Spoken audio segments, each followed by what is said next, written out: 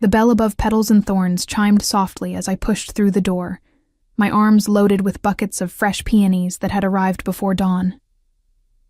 The scent of earth and green stems clung to my fingers, a perfume I'd grown to love over the past 2 years working here. At 21, I'd found my calling in this small flower shop tucked between a bakery and a bookstore in Boston's North End, where the narrow streets still smelled of espresso and old stone. "Quinn, those arrangements for the Sullivan Charity Gala need to be ready by 3. Brooklyn called from the back room, her voice muffled by the cooler door. "Mrs. Sullivan's assistant already called twice this morning." I set the peonies down on the work table, flexing my fingers. The Sullivan family. Just the name made something flutter in my chest, though I'd trained myself not to examine that feeling too closely. For 2 years, our shop had been the exclusive florist for Sullivan family events, weddings, galas, even the occasional funeral, though those were mercifully rare. The contract had transformed our modest business into something profitable, something secure.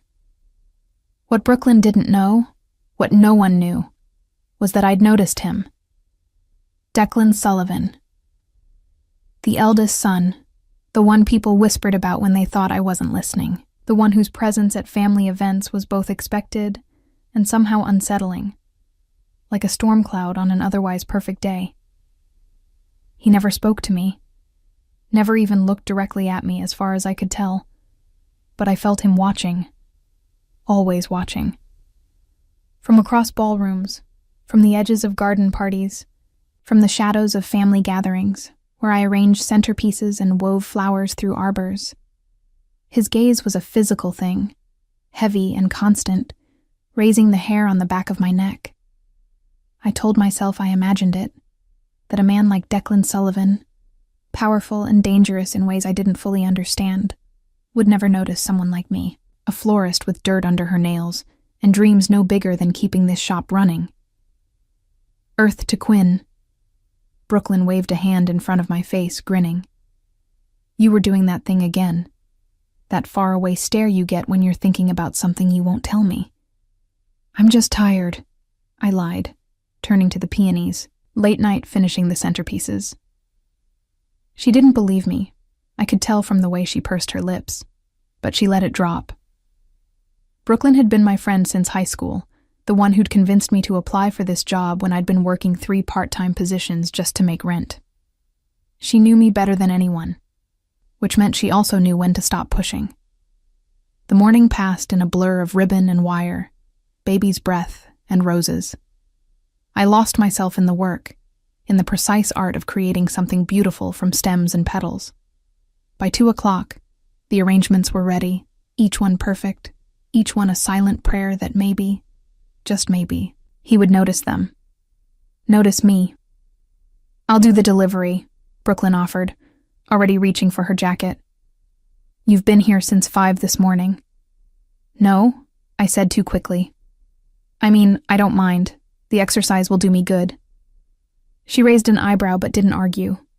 We both knew I always insisted on delivering to Sullivan events. Neither of us acknowledged why. The Sullivan estate sat on 10 acres just outside the city, a sprawling stone mansion that looked like it had been transplanted from the Irish countryside. As I drove through the gates, the familiar knot of anticipation tightened in my stomach. Security guards nodded me through, recognizing the Petals and Thorns van. They knew me by now, knew I was safe, approved, invisible. I parked near the service entrance and began unloading the arrangements. The charity gala would be held in the garden tomorrow evening, but setup began today. I knew the routine by heart now, knew exactly where each arrangement would go, had mapped it out in my head a dozen times. "Miss Hayes." The voice made me jump, nearly dropping the armload of flowers I'd just lifted from the van. I turned to find Kieran Malone standing behind me, Declan's second in command and the man everyone said was the buffer between the Sullivan family and their more questionable business dealings. He was tall and broad-shouldered, with the kind of face that could be friendly or frightening depending on the situation. "Mr. Malone," I managed, steadying the flowers. "I didn't hear you approach." "That's the idea," he said, but his smile was warm. "Let me help you with those. Mrs. Sullivan wants to discuss the placement of the arrangements with you directly." My stomach flipped. In 2 years, I'd never spoken to Morgan Sullivan beyond brief pleasantries. She was Declan's younger sister, the public face of the family's charitable work, and by all accounts a force of nature. I followed Kieran through the service entrance, my arms still full of flowers, trying not to gawk at the interior of the mansion. I'd been here dozens of times, but never inside, never past the kitchens and storage areas where deliveries were made. The garden was already taking shape, with workers setting up tables and stringing lights through the trees. It would be beautiful tomorrow. I could picture it already. Candlelight and flowers and the soft murmur of Boston's elite pretending they didn't know where Sullivan money really came from. "Quinn." Morgan Sullivan appeared from behind a trellis, her red hair catching the afternoon sunlight. She was stunning, tall and elegant in a way that made me acutely aware of my dirt-stained jeans and simple t-shirt. "The arrangements are perfect, as always, but I want to make a change." My heart sank. Changes this late usually meant staying until midnight to remake everything. "I want you here tomorrow night," she continued, seeing my expression. "Not just for setup. I want you present during the event in case any of the arrangements need adjusting. You have an eye for this, and I trust you." I blinked, stunned. I don't have anything to wear to an event like this." Morgan waved a hand dismissively. "Come early. We'll find you something appropriate. Consider it a bonus for 2 years of exceptional work." She smiled, and it reached her eyes. "Besides, it's time you met the family properly. You've been part of our events for so long, you might as well be part of the team." I wanted to refuse, to make some excuse about prior commitments. The thought of being present at a Sullivan event as something other than invisible staff terrified me. But Brooklyn had been pushing me to be more assertive, to stop hiding behind my flowers. "Thank you," I heard myself say. "I'd be honored." Morgan's smile widened. "Excellent. Kieran will give you all the details." She turned to leave, then paused. "Oh, and Quinn? Wear your hair down tomorrow. You have beautiful hair, you should show it off." After she left, I stood frozen, processing what had just happened. Kieran cleared his throat. "She's right, you know, about your work. The family notices quality." "The family," I repeated, my voice carefully neutral. Something flickered across Kieran's face, amusement maybe, or understanding. "Yes, the family." He handed me a card with a time and instructions for tomorrow. 7 o'clock. Use the main entrance this time, not the service door. That evening, back at the shop, Brooklyn squealed when I told her. "You're going to the Sullivan Gala? As a guest? Quinn, do you know how many people would kill for an invitation?" "I'm not really a guest," I protested, putting away the last of the supplies. "I'm working. Just visibly working instead of behind the scenes." "Still." She leaned against the counter, studying me with those knowing eyes. "This could be good for you. When was the last time you went to something fancy? Did something just for yourself?" "I do things for myself all the time." "Reading in your apartment doesn't count." She pulled out her phone. "We're going shopping. Tomorrow morning. And before you argue, I'm paying. Consider it an early birthday present." I wanted to protest, but the truth was, I had nothing appropriate for a Sullivan event. My closet consisted of jeans, work clothes, and one black dress I'd bought for my grandmother's funeral 3 years ago. "Fine," I conceded, "but nothing too expensive, and nothing too, I don't know, noticeable." Brooklyn grinned, a look that usually meant trouble. "Oh, honey, if you're going to be at a Sullivan event, you're going to be noticed. Might as well make it count." The next morning, Brooklyn dragged me to a boutique in the Back Bay that I'd never have entered on my own. The prices on the tags made my stomach clench, but she brushed aside my protests, pulling dresses from racks with the confidence of someone who actually belonged in places like this. "Try this one," she insisted, shoving a deep green dress into my arms. "It'll make your eyes pop." In the dressing room, I slipped into the dress and stared at my reflection. The woman looking back at me was unfamiliar, sophisticated, someone who might actually belong at a charity gala. The dress hugged my curves without being provocative, the color rich against my pale skin and dark hair. "Come out," Brooklyn called. "Let me see." I stepped out, suddenly self-conscious. Brooklyn's eyes widened. "That's the one. Quinn, you look like you belong there." "I don't belong there," I said quietly. "I'm just the florist." "Stop that." Her voice was sharper than usual. "You're 21. You're talented. You're beautiful.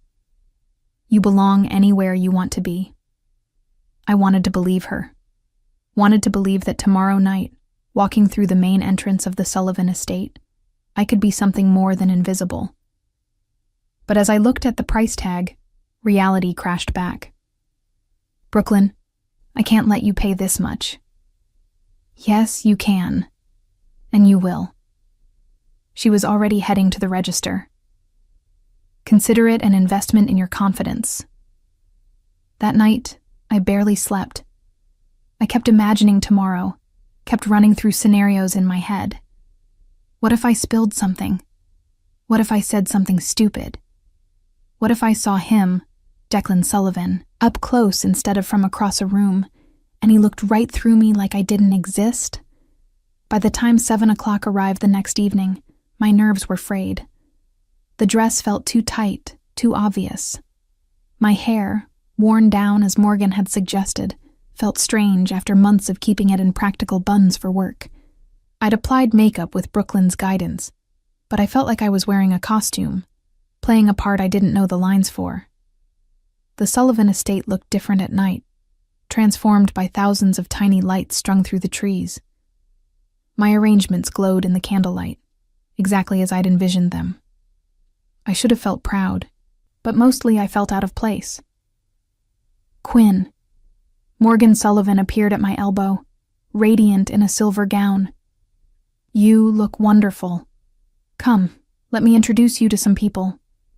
Before I could protest, she was guiding me through the crowd, introducing me as the brilliant florist responsible for all this beauty. People smiled, complimented my work, asked for business cards I'd thankfully remembered to bring. It was surreal, being seen, being acknowledged as something other than a vendor. And through it all, I felt him watching. Declan Sullivan, somewhere in the crowd, his gaze heavy on my bare shoulders. I didn't look for him, didn't dare. If I saw him watching, if I confirmed what I'd felt for 2 years, everything would become real. "There you are." A man appeared beside me as Morgan stepped away to greet new arrivals. He was young, maybe late 20s, with sandy hair and an easy smile. "I've been looking for you all evening. I'm Ronan Callahan." I recognized the name. He was the accountant for Sullivan Enterprises. The one Brooklyn had mentioned was single and supposedly very nice. "Quinn Hayes," I replied, shaking his offered hand. "I know. Morgan's been singing your praises all week. She says you have an eye for beauty." He gestured to the nearest arrangement. She wasn't exaggerating. "These are stunning." We fell into easy conversation. Ronan was charming and funny, telling self-deprecating stories about his work that made me laugh despite my nerves. He got me champagne, stayed by my side as we circulated through the garden, made me feel like I actually belonged there. "So," he said as the orchestra began playing, "I know this might be forward, but would you like to have dinner sometime? Somewhere that doesn't involve me boring you with accounting jokes?" My heart skipped. It had been so long since anyone had asked me out, since anyone had looked at me with interest instead of just professional courtesy. Ronan was kind and attractive and clearly interested. There was no reason to say no. "I'd like that," I heard myself say. His smile widened. "Really? That's great. How about Friday? There's this Italian place in the North End. Quiet, great food." "Friday sounds perfect." "Quinn Hayes, saying yes to a date?" He laughed. My lucky day. We exchanged numbers and I felt lighter than I had in months. Maybe this was what I needed. A chance at something normal, something real. Maybe I'd been too focused on impossible fantasies, on men who watched from shadows but never approached. I should check on the arrangements, I said, suddenly needing a moment alone to process what had just happened. Make sure everything's holding up. Of course. I'll find you later? I nodded and slipped away through the crowd, making my way to the far end of the garden where I'd placed a particularly elaborate display. My hands moved automatically, adjusting a stem here, a ribbon there, finding comfort in the familiar task. Beautiful work. The voice came from behind me, deep and rough, with an Irish lilt that sent shivers down my spine. I knew who it was before I turned. Knew because I'd been waiting 2 years to hear him speak directly to me.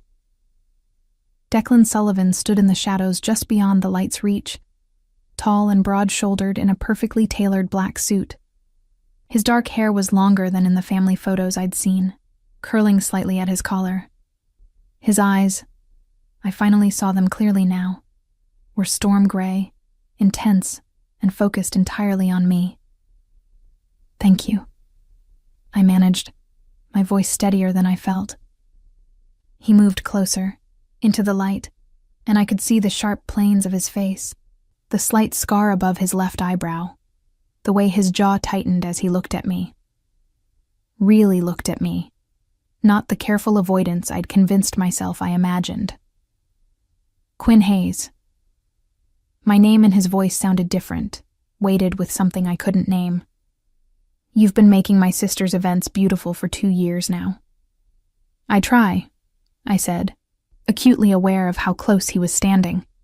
Close enough that I could smell his cologne, something expensive and dark.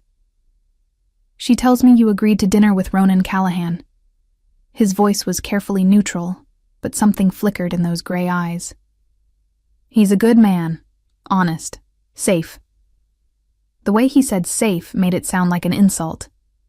He seems nice, I replied, unsure why I felt defensive. And yes, I agreed. Is there a problem? Declan was quiet for a long moment, his gaze moving from my face to my dress to the flowers and back again. Then he closed his eyes, drew in a deep breath, and when he opened them again, his expression was locked down tight. No problem, he said. Enjoy your evening, Miss Hayes. He turned and walked away, disappearing into the crowd before I could process what had just happened. But I'd seen it, in that moment before he locked his expression down. I'd seen something that looked like jealousy, like possession, like a man barely holding on to his control. And I realized, with a certainty that terrified and thrilled me in equal measure, that I hadn't imagined anything. Declan Sullivan had been watching me for 2 years, and the careful distance he'd maintained was about to shatter. The week after the gala passed in a strange haze, I threw myself into work, creating arrangements for a wedding, a corporate event, and 3 funerals. My hands moved automatically, weaving stems and ribbon while my mind replayed that moment in the garden over and over. Declan's voice saying Ronan was safe.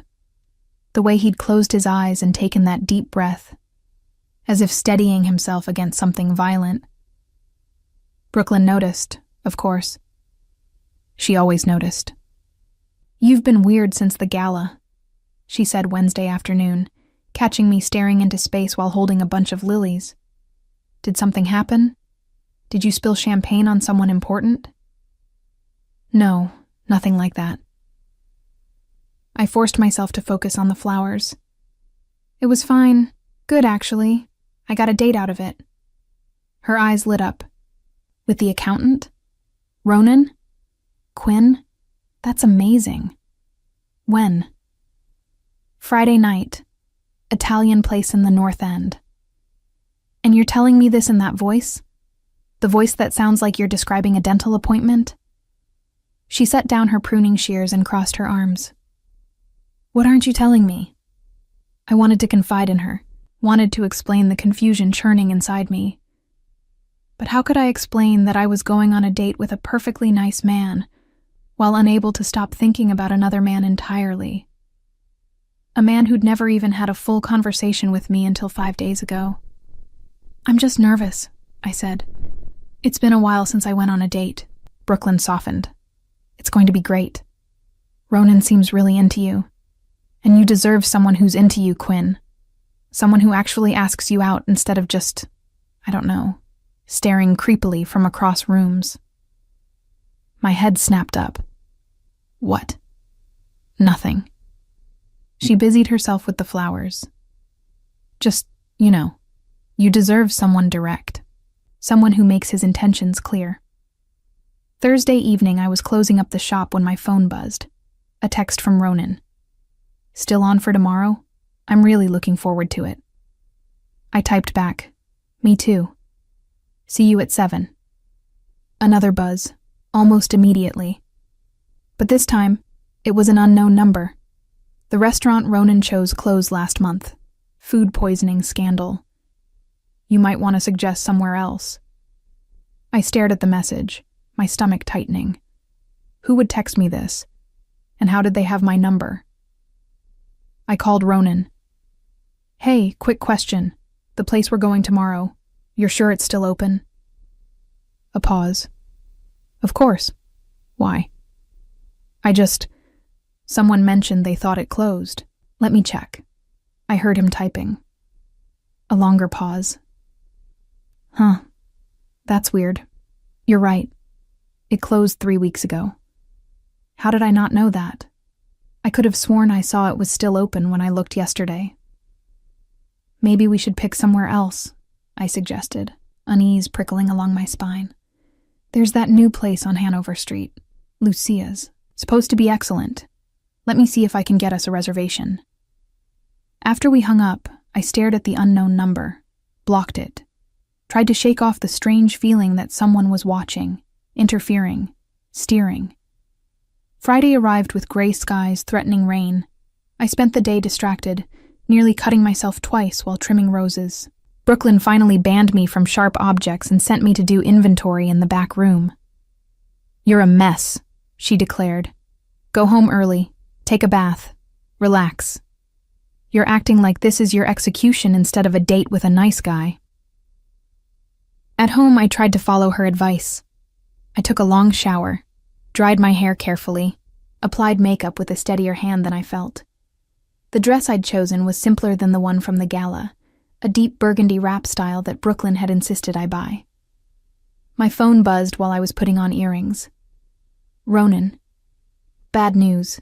Lucia's had a pipe burst. They're closed for repairs. I'm so sorry, this is ridiculous. Want to just grab pizza and call it a casual night?" I stared at the message. 2 restaurants, both suddenly unavailable. Coincidence? "Pizza sounds perfect," I replied. Because what else could I say? That I suspected someone was sabotaging our date? That sounded paranoid even in my own head. "Great. There's a place near the waterfront. Tony's. Casual, but amazing. Meet you there at 7? Tony's was indeed casual, the kind of neighborhood place with checkered tablecloths and wine served in regular glasses. Ronan was already there when I arrived, looking apologetic and charming in jeans and a button-down. "I promise I'm not usually this cursed," he said, standing to greet me. "This is the worst streak of restaurant luck I've ever had." "It's fine." I meant it. The casual atmosphere actually helped my nerves. "Pizza sounds perfect." We ordered, and conversation flowed easily. Ronan told me about growing up in Southie, about his mother who still tried to set him up with nice Irish girls from the parish. I told him about the flower shop, about how I'd stumbled into it and found something I loved. "You light up when you talk about it," he observed. "That's rare. Most people just endure their jobs." "I'm lucky," I admitted. Though some days I wonder if I should want more, if I should be more ambitious. Why? You're doing what you love. You're good at it. You're making people happy. Seems like success to me. It was a sweet thing to say, the right thing to say. So why did it feel like something was missing? We were halfway through our pizza when I felt it. That familiar weight of being watched. I glanced around the restaurant, but saw only other couples, families, the staff moving between tables. "You okay?" Ronan asked. "Fine. Just thought I saw someone I knew." But I hadn't, and yet the feeling persisted, raising goosebumps on my arms despite the warm restaurant. Ronan insisted on walking me to my car afterward. The waterfront was beautiful in the evening light, boats bobbing gently in the harbor. "I had a really good time," he said when we reached my car. "Even with the restaurant disasters. Maybe we could try this again? Somewhere I personally inspect beforehand for structural integrity?" I laughed. "I'd like that." He leaned in, telegraphing his intention, giving me time to pull away if I wanted. His kiss was sweet and gentle, perfectly nice. When he pulled back, he was smiling. "I'll call you," he promised. I drove home feeling confused. The date had been good. Ronan was kind and funny and clearly interested. There was no reason I shouldn't want to see him again. And yet, all I could think about was gray eyes in the shadows. A deep voice saying "safe," like it was an accusation. That night, I dreamed of Declan Sullivan. Not the careful, distant version I'd observed for 2 years, but the man from the garden. Close enough to touch. Close enough that I could see the storm in his eyes before he locked it away. Saturday morning, Brooklyn demanded details over coffee at our usual cafe. "So? How was it? Are you seeing him again?" "It was good. He's really nice." "You're doing the voice again." She stirred her latte aggressively. "The nice voice, like you're describing oatmeal." "I'm not. It was genuinely good. We had fun." "But?" I sighed. "No but. I'm seeing him again next week. He's taking me to the aquarium." Brooklyn studied me over her coffee cup. "You know you can tell me anything, right? If something's bothering you." "I know." But how could I tell her that something was bothering me? That I felt like I was being steered, manipulated, watched. She'd think I was paranoid. Maybe I was. The following Thursday, Ronan called. "So, slight problem. The aquarium is closed for maintenance next weekend, but there's a concert in the park on Saturday instead. Jazz band, really good. Interested?" Another cancellation. Another convenient alternative. "Sure," I said slowly. "That sounds nice." "You don't sound sure." "No, I am. It's just... Have you noticed that we've had a lot of bad luck with our plans?" "Tell me about it." He laughed. "Maybe we're cursed, but hey, we're adaptable."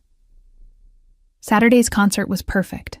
The weather cooperated, the band was excellent, and Ronan brought a picnic that included wine and cheese and chocolate-covered strawberries. "You went all out," I said, impressed despite myself. "Well, after all the disasters, I figured I'd better make it worth your while."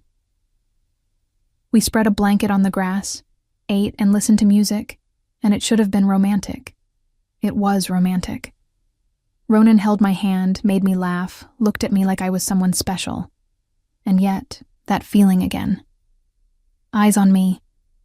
I scanned the crowd, and this time, I saw him. Declan Sullivan, standing near a tree about 50 yards away, hands in his pockets, watching. When our eyes met, he didn't look away. Didn't pretend he wasn't there. Just held my gaze with an intensity that made my breath catch. "Quinn?" Ronan followed my line of sight. "Do you know Declan?" "Not really. I mean, I've met him. At events. He's a good boss. Intense, but fair." Ronan waved, and after a long moment, Declan raised his hand in acknowledgement before turning and walking away. "That was weird," Ronan said.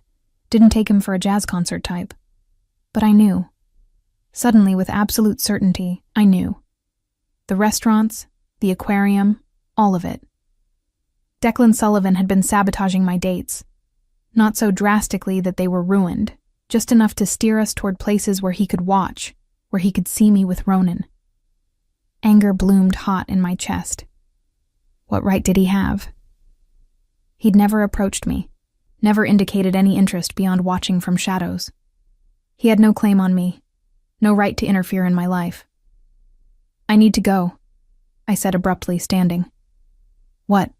But the concert just started. I'm sorry. I just remembered something I need to do. It's important. Ronan looked hurt and confused. Did I do something wrong? No, God, no. You've been perfect. I squeezed his hand. I promise I'll explain. I need to take care of something. Please. He let me go, though I could see he wanted to argue. I grabbed my purse and headed in the direction Declan had gone, fury giving me courage I didn't know I possessed. I found him 2 blocks away, standing beside a black SUV, as if he'd been waiting. What the hell do you think you're doing? I demanded, not caring who might overhear. His expression remained neutral, but something flickered in those gray eyes. Enjoying a concert in the park. Don't lie to me. The restaurants, the aquarium, you've been sabotaging my dates with Ronan. That's quite an accusation. Is it? Is it really? I stepped closer, tilted my chin up to meet his gaze. You've been watching me for 2 years, Declan. Don't think I haven't noticed. And now that someone actually asks me out, suddenly everything goes wrong? He was quiet for a long moment, his jaw tight. Then, Ronan Callahan is a good man. I know he is. Safe, uncomplicated. He'll give you a normal life. And that's a problem because you deserve better than normal. The words came out rough, like they'd been dragged from somewhere deep. You deserve more than someone who doesn't understand what he'd be risking by being with you.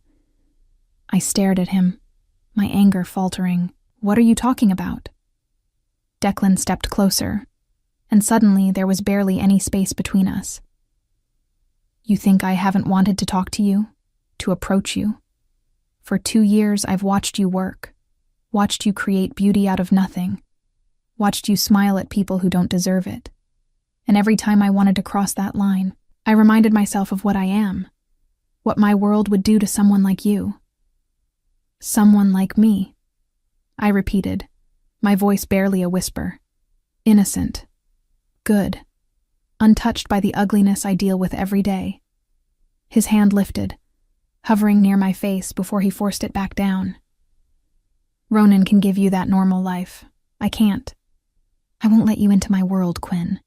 And I won't let you make that choice when you don't understand what it means.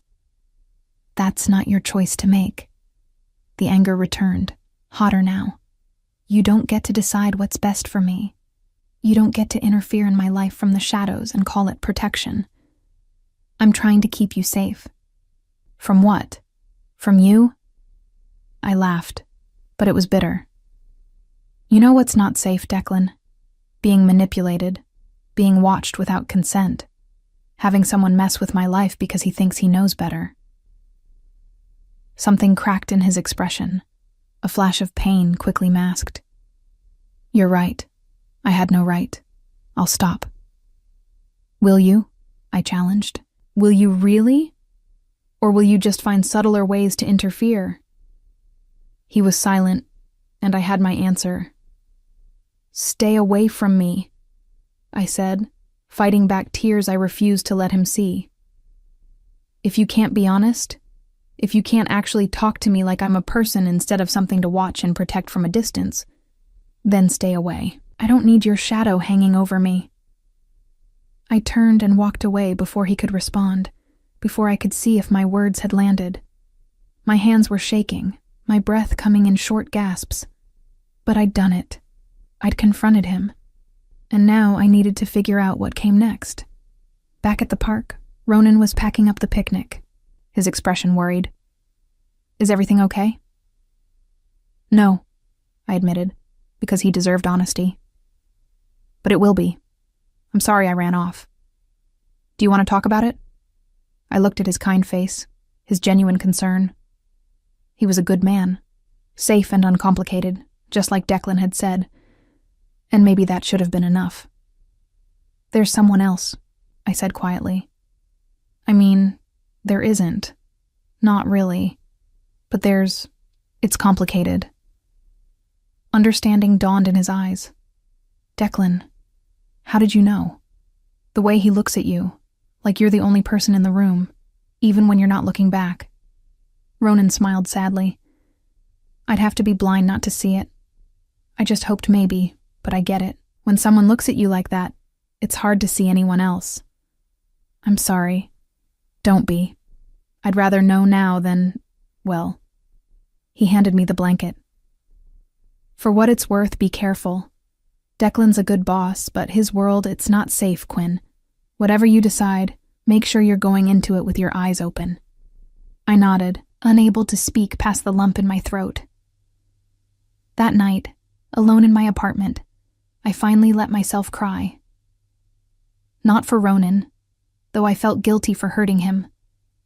Not even for the confusion and anger swirling inside me, but for the truth I'd been avoiding for 2 years. I'd been watching Declan Sullivan just as much as he'd been watching me, and now that we'd finally confronted each other, I had no idea what happened next. I didn't go to work on Monday. For the first time in 2 years, I called Brooklyn and told her I was sick, which wasn't entirely a lie. I felt hollowed out, scraped raw by Saturday's confrontation. My apartment felt too small, the walls pressing in, but the thought of facing the world, of pretending everything was normal, seemed impossible. Brooklyn didn't push, which meant she knew something was seriously wrong. She just said she'd handle everything, and to take care of myself. I spent the day in pajamas, alternating between anger and something that felt dangerously close to heartbreak over a man I'd never even really known. Tuesday morning, Brooklyn showed up at my door with coffee and bagels, refusing to take no for an answer when I tried to send her away. We're talking about this, she announced, pushing past me into the apartment. Whatever happened Saturday, it wasn't just about Ronan. So start talking. I wanted to refuse, to keep it all locked inside where it couldn't hurt as much. But the words came spilling out. Everything I'd been holding in for 2 years. The watching, the feeling of eyes on me at every event. The way Declan had looked at me in the garden, the sabotage dates, the confrontation in the park, his confession that he'd been protecting me from himself.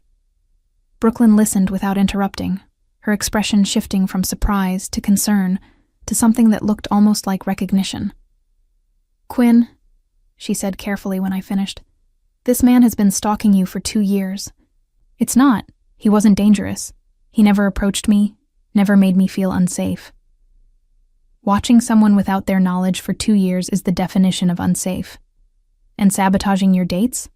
That's controlling behavior. She set down her coffee, her expression serious.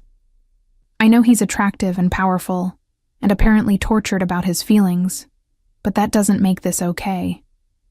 I know that. Did I? It's just, when he finally talked to me, when he explained why he'd stayed away, it wasn't about control. It was about protecting me from his world. His world. Brooklyn's voice was flat. You mean the organized crime world? Because let's be honest about what the Sullivan family really does. I'd been avoiding thinking about that part. About what it meant that Declan Sullivan, the man who made my heart race and my breath catch, was someone people whispered about in fear. Someone whose business operated in shadows and violence. I'm not stupid, I said quietly. I know what he is, what his family does. Then you know that getting involved with him, letting him into your life, it's dangerous. Not romantic dangerous, actual dangerous. He said the same thing. That's why he stayed away. Brooklyn reached across the table, gripping my hand. Then let him keep staying away. You deserve someone who doesn't come with death threats and FBI investigations. Someone who can actually be with you instead of watching you from creepy distances. She was right. I knew she was right. But that didn't stop the ache in my chest when I thought about never seeing Declan again. Never having another conversation, never understanding what might have been if the world were different. I need to work, I said. changing the subject because I couldn't talk about this anymore. The Maxwell wedding is on Saturday, and we're behind on arrangements. Brooklyn let it drop, but I could see the worry in her eyes. The week passed in a blur of flowers and forced normalcy. I threw myself into work, staying late every night, arriving early every morning. If I was exhausted enough, maybe I wouldn't think about gray eyes and rough voices and the weight of being watched. Friday afternoon, a delivery arrived at the shop. Not flowers, but a small package addressed to me. Brooklyn eyed it suspiciously as I unwrapped it. Inside was a first edition of a poetry book I'd mentioned once, months ago, to Morgan Sullivan while setting up for an event. I'd said it was my favorite, that I'd lost my grandmother's copy in a move and had never found another. The note inside was simple. I'm sorry. For everything. D. Let me guess, Brooklyn said dryly, reading over my shoulder. The stalker has good taste in literature. Stop calling him that. What should I call him? The obsessive billionaire with boundary issues? I set the book down carefully, fighting the urge to trace the inscription on the title page. It must have cost a fortune. And he'd remembered something I'd mentioned in passing, something I barely remembered saying. It's a nice gift, I admitted. Quinn. I'm not going to call him or anything. It's nice, that's all. But that wasn't all, because the book meant he'd been listening even more carefully than I'd realized. Meant that those 2 years of watching had been about learning me, understanding me, not just staring from shadows. Saturday's wedding went smoothly, the arrangements perfect. The bride crying happy tears over the ceremony arch I'd woven with white roses and ivy. It should have felt like a triumph, but I found myself looking for him in the crowd, knowing he wouldn't be there but looking anyway. Sunday, Morgan Sullivan called my cell phone directly. Her number 1 I'd saved from previous work coordination, but one she'd never used to call me personally. Quinn, I hope you don't mind me calling. Kieran gave me your number. Her voice was warm, but carried an undertone of concern. I wanted to check on you. My brother said you two had a conversation at the park last week. My stomach dropped. Of course Declan had told his sister. Of course Morgan would call to do damage control or warn me off or whatever protective siblings did when their dangerous brothers got tangled up with civilian florists. We did, I said carefully. It was enlightening. A pause. He told me what he did, the sabotage. I want you to know that I didn't know about any of it, and if I had, I would have stopped him. It's not your responsibility to control your brother's behavior. No, but it is my responsibility to make sure people who work for my family feel safe. And Quinn, you've been an important part of our events for 2 years. I don't want you to feel uncomfortable or afraid. I'm not afraid of Declan, I said, and realized it was true. Angry? Yes. Confused? Absolutely. But not afraid. Good. Because he's not. Whatever you might think about our family, Declan is a good man. He doesn't let himself be good very often. Doesn't think he deserves it. But he is. Why are you telling me this? Because in 2 years of watching you work, of hearing you laugh with the staff, and create beautiful things and treat everyone with kindness, I've never seen my brother look at anyone the way he looks at you. Morgan's voice softened. And I've never heard him sound the way he did when he told me he'd hurt you. Like he'd done something unforgivable. My throat tightened. What do you want me to do with that information? Nothing. Or everything. That's up to you. I just wanted you to know that if you decide to explore whatever this is between you two, you won't be alone. You'll have family looking out for you. Including me. After we hung up, I sat in my apartment for a long time, staring at the poetry book, at my phone, at the future stretching out in 2 very different directions. I could walk away, block Declan's number, refuse any more Sullivan family events, build a life that was safe and normal and free from complications. That's what Brooklyn would want, what any rational person would advise. Or I could do something terrifying. I could choose to understand, to dig deeper, to see if there was something real beneath the watching and the protection and the careful distance he'd maintained. Monday morning, I made my decision. I need you to cover the shop today, I told Brooklyn. And maybe tomorrow. There's something I need to do. You please tell me you're not going to see him. I'm not promising that. Quinn. She grabbed my arms, her expression desperate. Please think about this. Once you're in that world, once you're tangled up with someone like Declan Sullivan, getting out is almost impossible. I know, but I can't move forward without understanding, without at least trying to see if... I trailed off, unsure how to finish. If what? If there's a future with a man who runs a criminal empire? If there's a future with a man who looks at me like I matter? The admission hurt to say out loud. I know it's stupid and dangerous and probably going to end badly, but I need to know. Brooklyn pulled me into a hug. Then be careful, and call me every day. And if anything feels wrong, if he scares you even once, you get out. Promise me. I promise. I drove to the Sullivan estate without calling ahead, knowing if I gave myself time to reconsider, I'd lose my nerve. Security recognized me and waved me through without question, though I saw one of them speaking urgently into a radio as I passed. The mansion looked different in the harsh morning light, less magical and more fortress-like. I parked near the main entrance, my hands gripping the steering wheel as I tried to slow my racing heart. The front door opened before I could knock. Kieran stood there, his expression carefully neutral. Miss Hayes, we weren't expecting you. Is Declan here? He's in a meeting. I can take a message. I'll wait. Kieran studied me for a long moment, then nodded. Follow me. He led me not to a waiting room, but to a library, a beautiful space lined with books and featuring large windows overlooking the garden where I'd confronted Declan at the gala. Where this had all started, in a way. He shouldn't be more than 30 minutes, Kieran said. Then, more gently, for what it's worth, I think you're brave for coming here. Or stupid. Brave and stupid aren't mutually exclusive. He smiled slightly.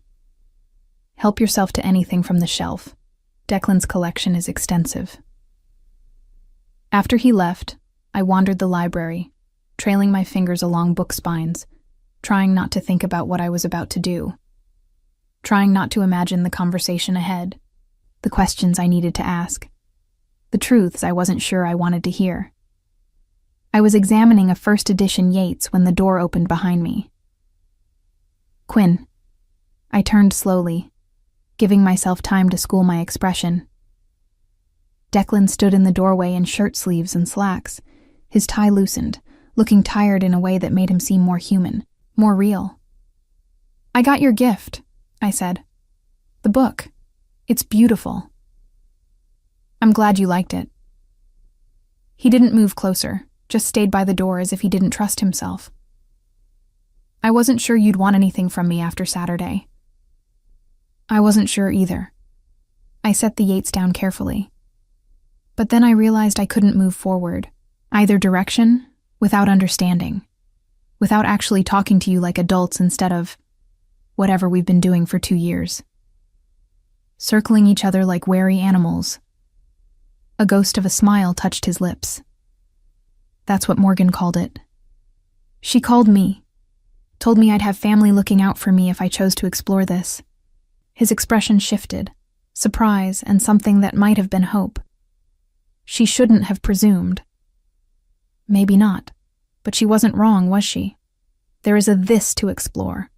That's why you've been watching, why you sabotaged my dates, why you finally talked to me in the garden.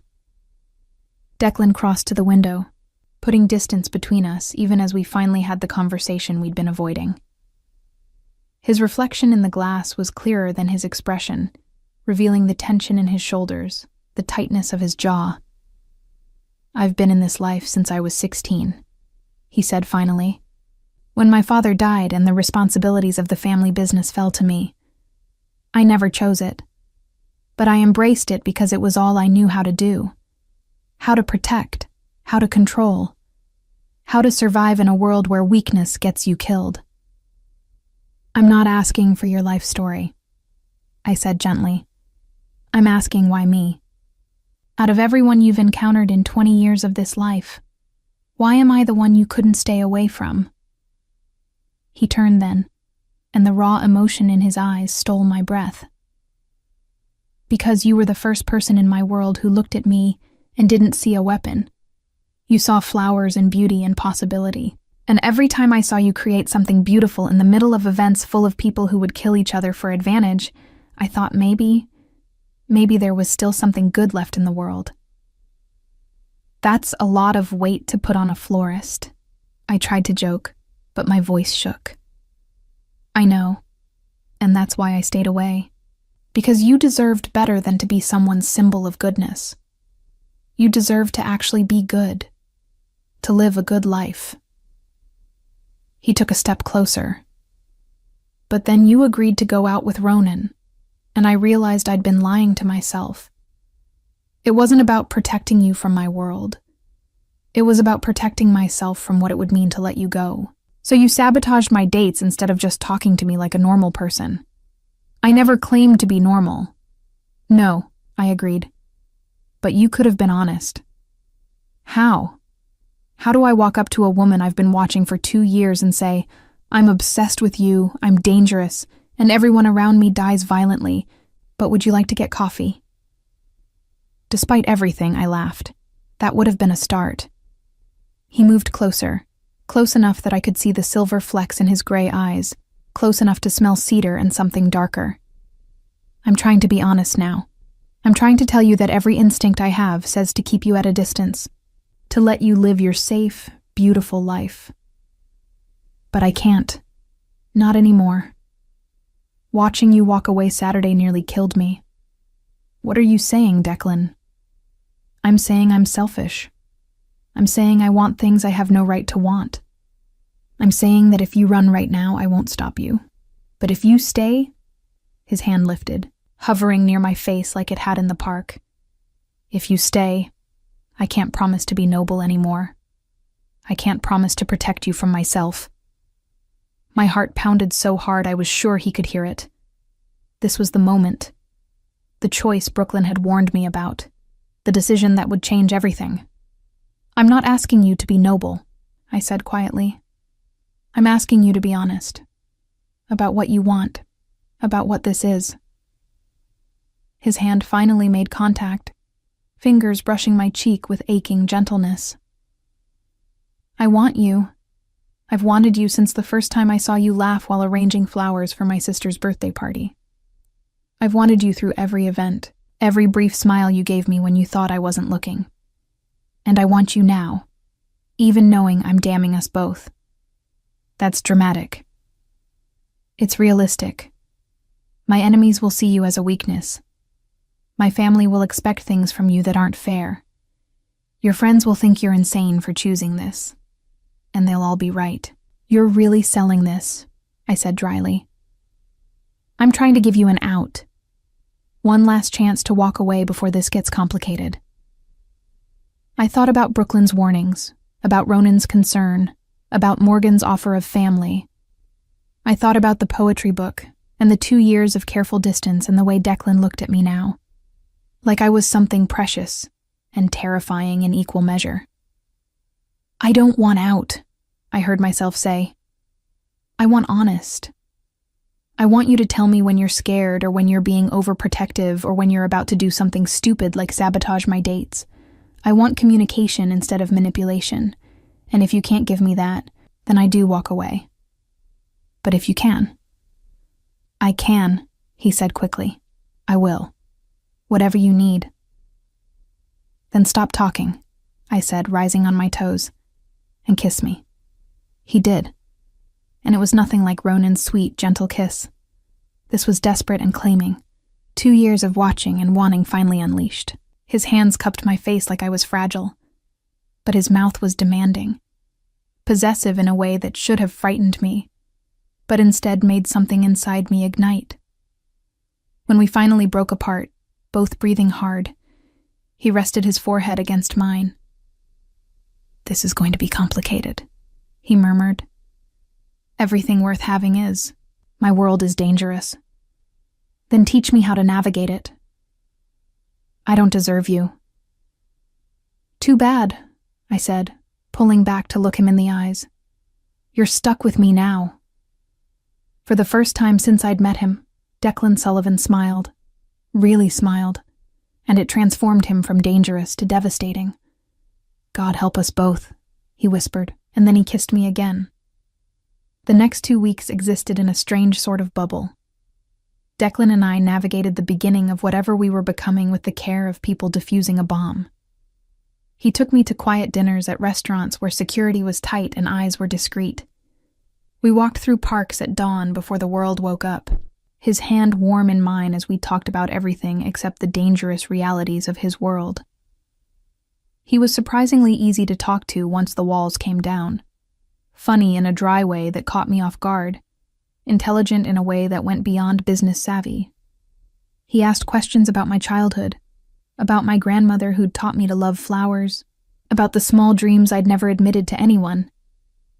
And I asked about him, about the boy who'd become a man at 16 when his father died, about the weight of responsibility he'd carried ever since.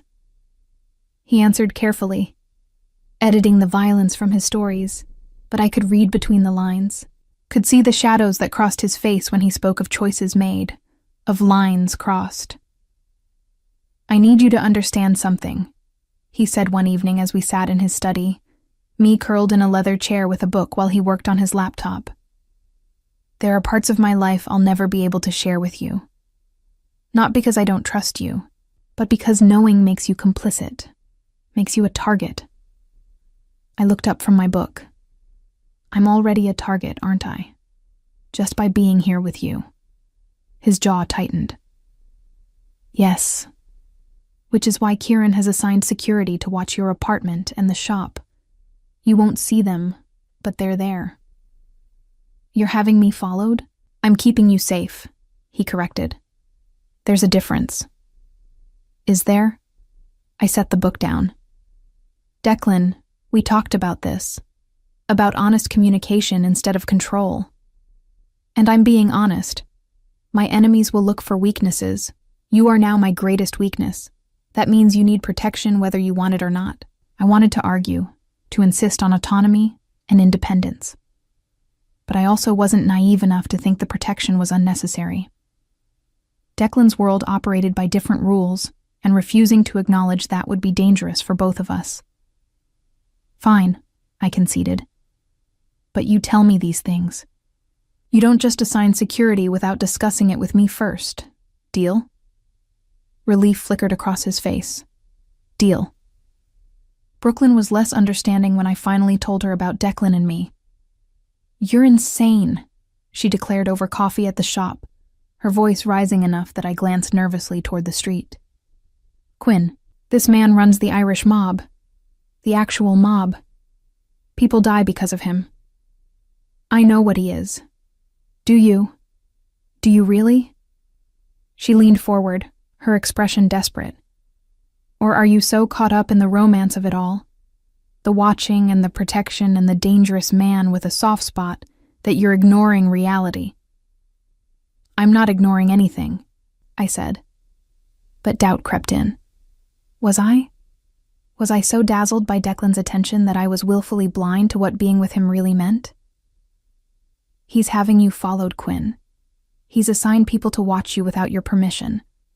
That's controlling behavior dressed up as protection. He told me about it after. We discussed it, after he'd already done it." Brooklyn's voice softened. "I love you. You're my best friend. And I'm terrified I'm going to get a phone call one day that you've been caught in crossfire or used as leverage or just disappeared because you were in the wrong place at the wrong time." I couldn't promise her she was wrong. Couldn't swear that those fears were unfounded. Because they weren't. "I'm being careful," I said instead. "Careful isn't enough in his world." She stood, gathering her purse. "But I can see you've made your decision. Just promise me that not if, when things get dangerous, you'll get out. You'll choose yourself over him. I promise." But as she left, I wondered if that was a promise I could keep. That Saturday, Declan invited me to a family dinner at the estate. "Morgan's been demanding to meet you properly," he explained. "Not as the florist, but as someone important to me." The phrasing made my heart skip.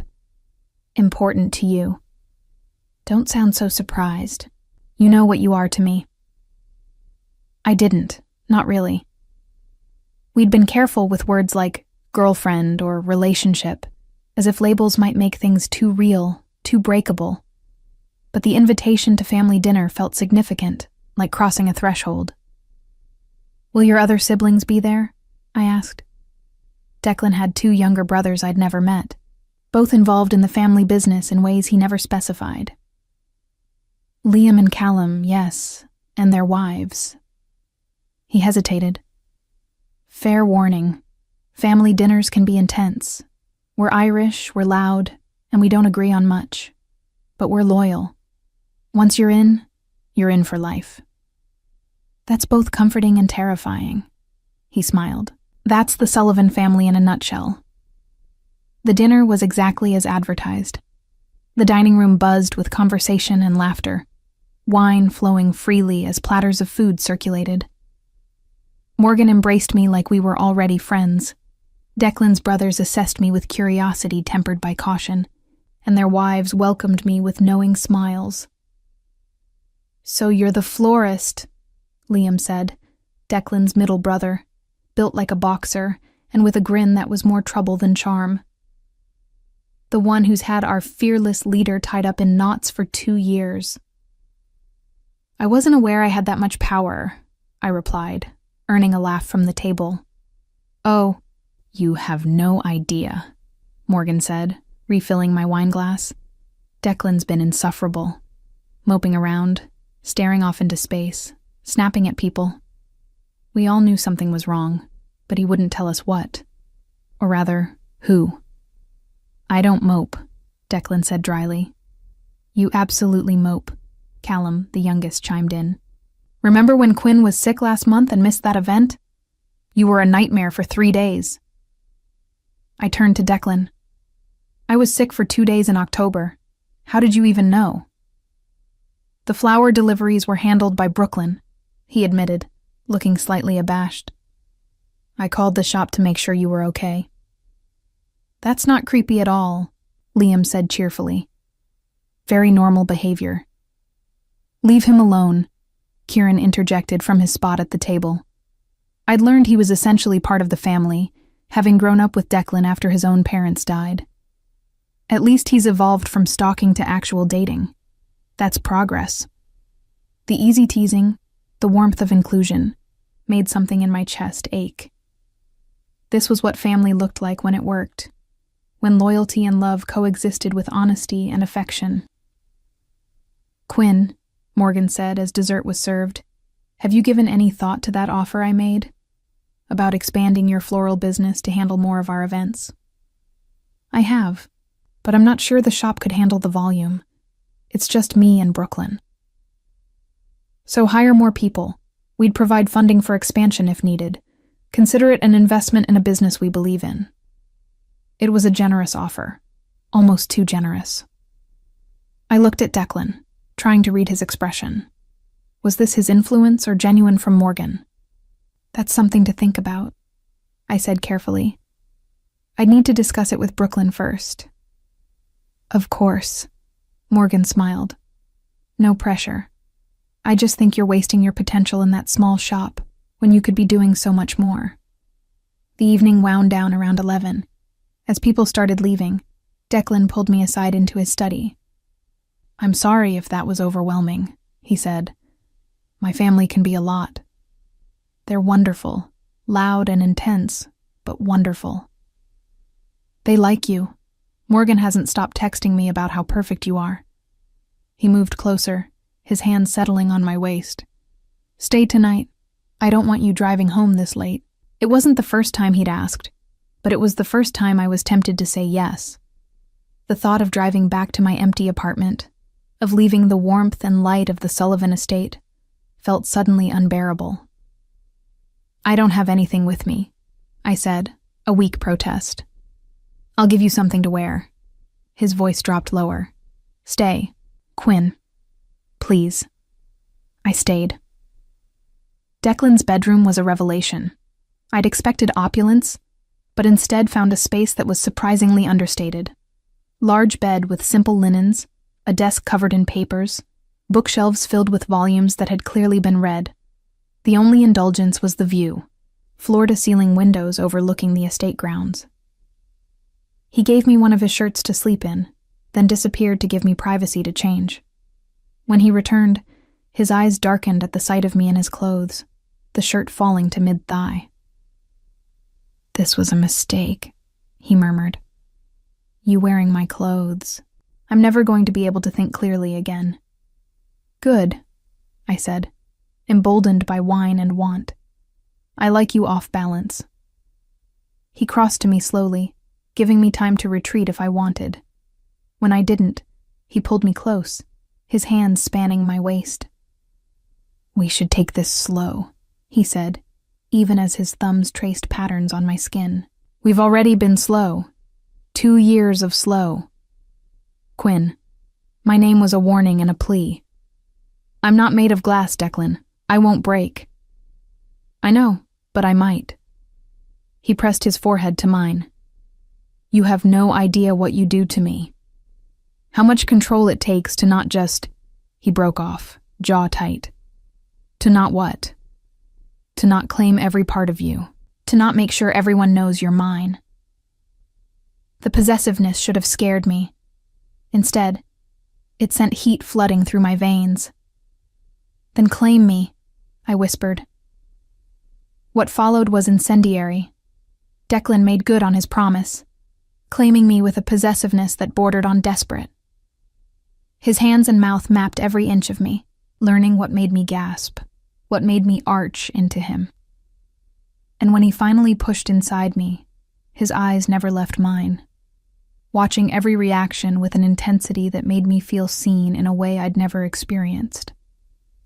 Afterward, tangled in sheets and limbs, he held me close, his fingers tracing idle patterns on my shoulder. "I love you," he said quietly into the darkness. "I know it's too soon, and I have no right to feel this way, but I do. I love you, Quinn." My breath caught. We'd been careful with words, careful with labels. This was different. This was permanent. "I love you too," I whispered, and felt him relax against me. "Thank God," he murmured. "Because I was terrified you'd run screaming." I laughed, turning to face him in the dim light. "After that? Not a chance." He smiled, a real smile, rare and beautiful. "Good. Because now that I've had you, I'm never letting go." It should have sounded possessive, controlling. But in that moment, safe in his arms and his bed, it just sounded like a promise. We fell asleep tangled together, and I dreamed of flowers and danger in equal measure. The warning came 3 days later. I was at the shop, arranging tulips for a spring wedding, when a woman I'd never seen before walked in.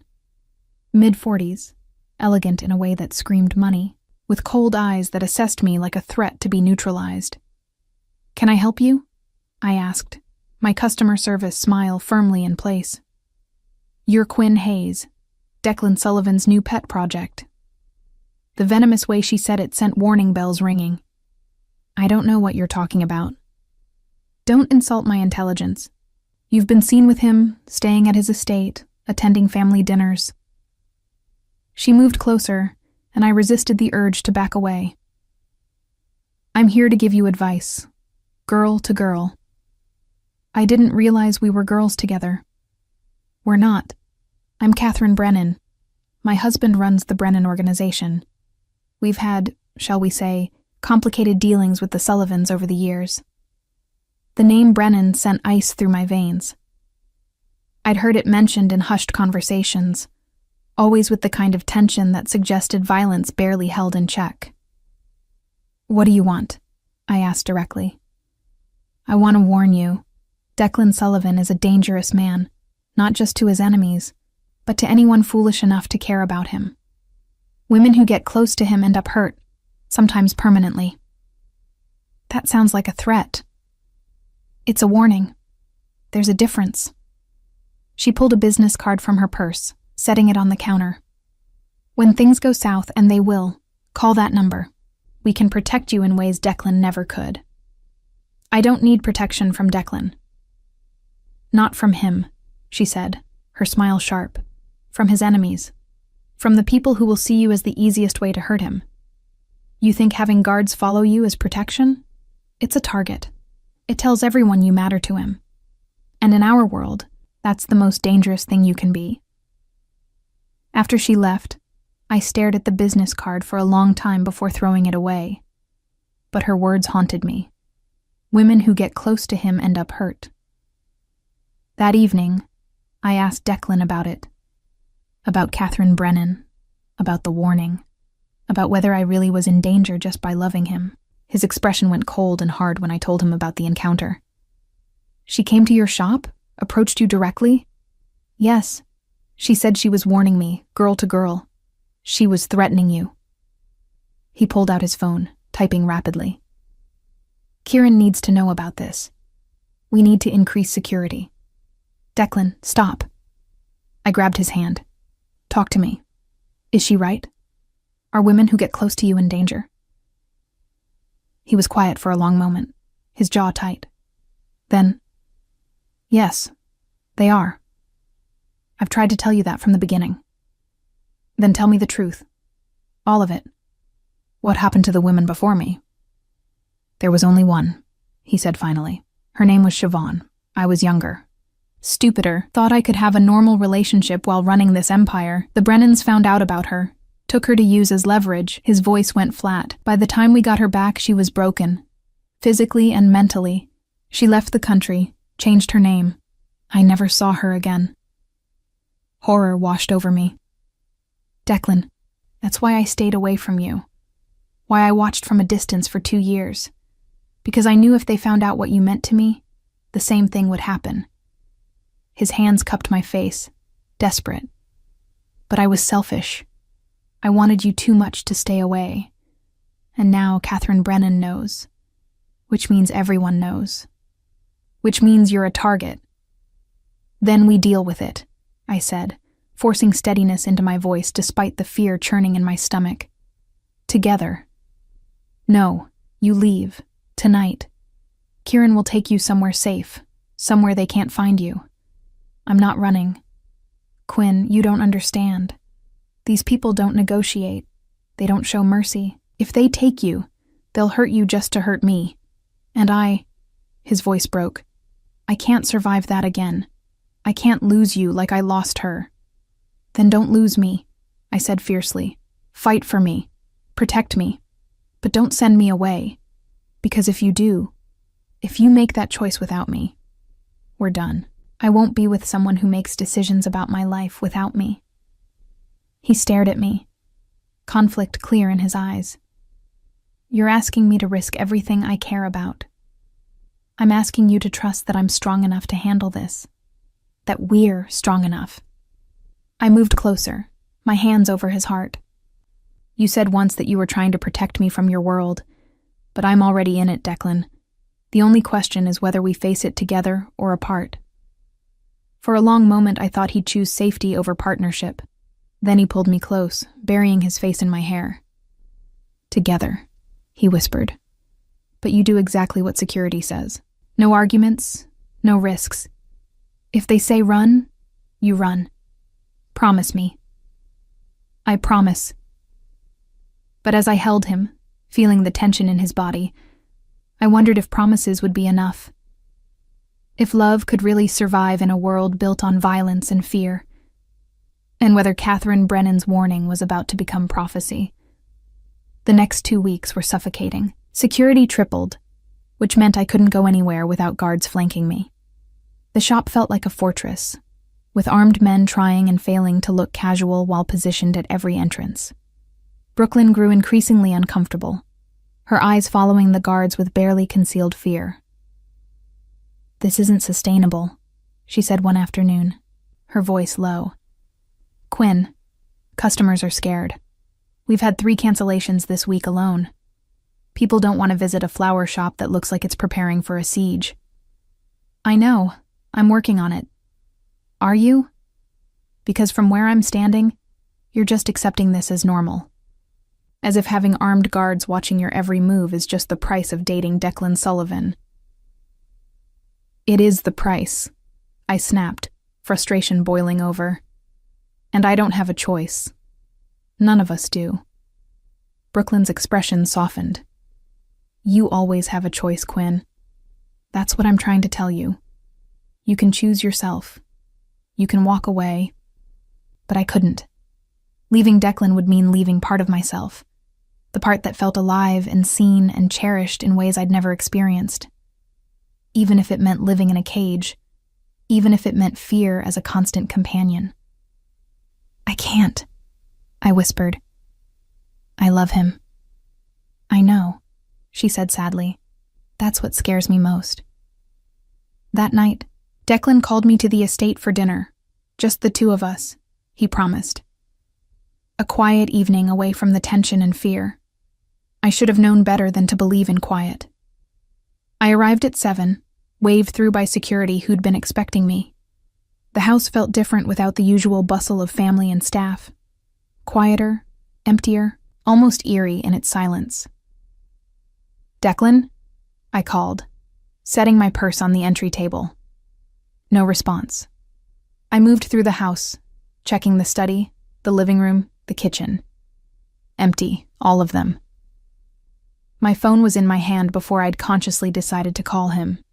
It went straight to voicemail. "Okay," I whispered to myself. "Don't panic. There's a reasonable explanation." But my instincts, honed by weeks of hypervigilance, screamed that something was wrong. I was turning to leave when I heard it. A soft sound from upstairs, like furniture scraping against floor.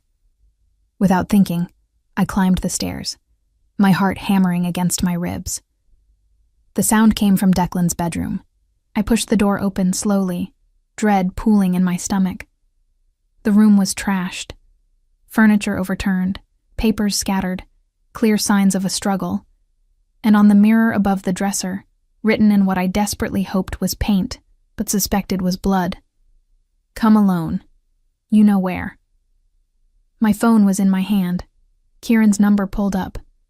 When another message appeared on the mirror as if by magic, I realized with horror that someone was still in the room, using a marker to write, "Call anyone and he dies.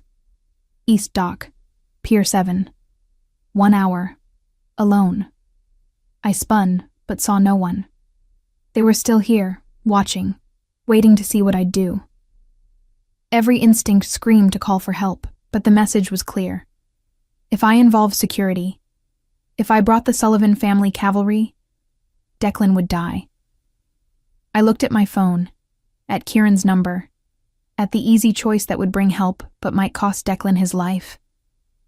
Then I deleted Kieran's number from the screen and slipped the phone into my pocket. If they wanted me alone, I'd come alone. But I wouldn't come helpless. The drive to the East Dock took 40 minutes through rush hour traffic. My hands were slick on the steering wheel, my mind racing through terrible scenarios. Was Declan hurt? Was he even still alive? Was I walking into a trap that would kill us both? Probably. But what choice did I have? Pier 7 was abandoned, the warehouses long ago condemned. My headlights illuminated rusted metal and broken concrete as I parked and climbed out. The wind off the water was cold, carrying the smell of salt and rot. "I'm here," I called into the darkness. "Where is he?" Lights blazed on, temporarily blinding me. When my vision cleared, I saw him. Declan was tied to a chair in the middle of the warehouse, his face bloody, his shirt torn. But alive. Still alive. His eyes met mine, and I saw fear there. Real fear, not for himself, but for me. "Quinn, no," he rasped. "You shouldn't have come." "Of course I came. Did you really think I wouldn't?" I started toward him, but a voice from the shadows stopped me. "That's far enough, Miss Hayes." A man stepped into the light, mid-50s with silver hair and a face that might have been handsome if not for the cruelty in his eyes. Behind him, 4 more men emerged, all armed. "Mr. Brennan, I presume," I said, surprised by how steady my voice sounded. "You presume correctly. Catherine said you were brave. Stupid, but brave." He circled Declan's chair like a predator. "She also said you'd come alone if properly motivated. It seems she was right. Let him go. This is between your family and his. It has nothing to do with me." Brennan laughed. "It has everything to do with you, your leverage, Miss Hayes. The thing Declan Sullivan cares about most. And in my business, that makes you incredibly valuable. I won't help you hurt him. You won't have to. Your mere existence hurts him." Brennan produced a knife, pressing it against Declan's throat. "Tell her, Sullivan. Tell her what you're willing to give me in exchange for her life." "Don't," Declan said, his eyes locked on mine. "Don't give him anything." "Territory in the North End," Brennan answered for him. 3 of his most profitable operations, his entire smuggling network.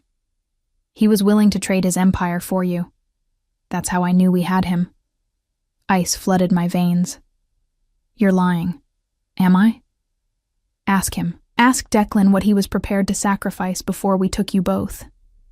I looked at Declan, at the guilt and fear written across his battered face, and knew it was true. He would have given everything for me, would have destroyed his family's legacy, left them vulnerable, all to keep me safe. "You can't," I whispered to him. "Your family, everything you've built, means nothing without you," he said simply. Brennan smiled. "Touching, truly. But I'm afraid it's too late for grand gestures. You see, I don't just want territory or operations. I want the Sullivans broken. And you, Miss Hayes, are how I break them." "By killing me?" I forced myself to meet his eyes. "That seems short-sighted. Dead, I'm worthless. But alive, as your captive, I'm leverage you can use repeatedly." Declan made a sound of protest, but I ignored him. I was thinking now, strategizing, using the only weapon I had, words. "You could ransom me back to the Sullivans for concessions," I continued. "Use me to force Declan's cooperation on deals. I'm worth much more alive than dead. So the real question is, what do you want me to do?" Brennan studied me with new interest. "Catherine said you were clever. I'm beginning to see why Sullivan is obsessed with you. I'm not interested in flattery. I'm interested in getting out of this alive. Both of us." I gestured to Declan. "So let's negotiate. What do you actually want?" A slow smile spread across Brennan's face. "I want Declan Sullivan to watch the woman he loves choose her own safety over his. I want to see him realize that love is just another weakness to exploit. And if I do that, if I walk away and leave him here, Quinn, no." Declan strained against his bonds. "Don't do this." "Then we'll release him unharmed," Brennan lied smoothly. "You go free, he goes free, and the Sullivans learn their lesson about emotional attachments." I pretended to consider it, letting hope flicker across my face. Let Brennan think I was scared enough, selfish enough to take the deal. Then I looked at Declan, really looked at him, and saw understanding dawn in his eyes. He knew I was playing for time, stalling, hoping that security had tracked my phone, that help was coming. Knew I would never actually leave him. "I'll need guarantees," I said, turning back to Brennan. "How do I know you'll keep your word?" "You don't, but it's your only option." I pulled out my phone slowly, making sure they could see it. "Then I need to call someone." Make arrangements for after. No calls. One of Brennan's men grabbed for the phone. I jerked it back. You want me to cooperate? Then I make one call. To my business partner, to tell her I'm closing the shop for a while. Otherwise, she'll get suspicious and call the police. Brennan considered this. One call. On speaker. No warnings. I dialed Brooklyn, praying she'd understand. She answered on the second ring. Quinn? Where are you? The security guys are going crazy looking for you. I'm fine, I said clearly. I'm at the East Dock, Pier 7. I just needed some space to think. A pause. Brooklyn was smart. She'd hear what I wasn't saying. The East Dock, she repeated carefully. That's pretty far for thinking space. I know, but sometimes you need distance to see things clearly. I'll be home in about an hour. Don't worry. Okay. Be safe, Quinn. I hung up, hoping she'd call Kieran immediately, that she'd understood my message. Satisfied? I asked Brennan. Almost. He nodded to his men. Tie her up. We'll wait here until the Sullivans come looking. When they do, we'll have 2 prizes instead of 1. So much for negotiation. They bound my hands behind my back and sat me in a chair facing Declan, close enough to see the blood still trickling from the cut on his temple, far enough that I couldn't touch him. I'm sorry, he said quietly, his voice rough. I should have protected you better. This isn't your fault. It is. I knew the risks. I knew what loving me would mean for you. I should have been stronger, should have stayed away. Stop, I said firmly. I don't want apologies for loving me. I want you to tell me what happens next. How do we get out of this? A ghost of a smile touched his bloody lips. Even now you're planning escape routes. Someone has to. You're busy beating yourself up. Your guards will come, he said. When you don't return, when Brooklyn reports your location, they'll come. And Brennan knows that. This is a trap for them too. Declan's expression darkened. Then we need to give them an advantage. How? We're tied up and surrounded. He looked at me intently. What did Brooklyn say exactly? About the security guys? I replayed the conversation in my mind. That they were going crazy looking for me. Not looking for us, for you. Understanding lit his eyes. They don't know I'm missing yet. Which means when they come, they'll be expecting to extract you, not both of us. They'll come prepared for a small operation, not an all-out assault. That's bad, right? No, that's perfect. Brennan will be expecting overwhelming force. When they come in light, he'll think the Sullivans don't know the full situation. It'll make him cocky, careless. And we use that how exactly? Before he could answer, Brennan returned from whatever corner he'd been lurking in. I have to say, I'm impressed. Most women in your position would be crying or begging by now. You're strategizing. I can see why Sullivan is besotted. I don't believe in wasting energy on fear. I lied. I was terrified. But I wouldn't give him the satisfaction of seeing it. Admirable, but ultimately futile. Your guards will come. We'll kill them. And then we'll kill you both. The Sullivans will be left leaderless and grieving. My family will take over their territory, and the balance of power shifts in our favor. You're missing a step, I said. The part where the other Sullivan brothers retaliate and murder everyone you love. Brennan's smile widened. They'll try, but unlike Declan, Liam and Callum are predictable, manageable.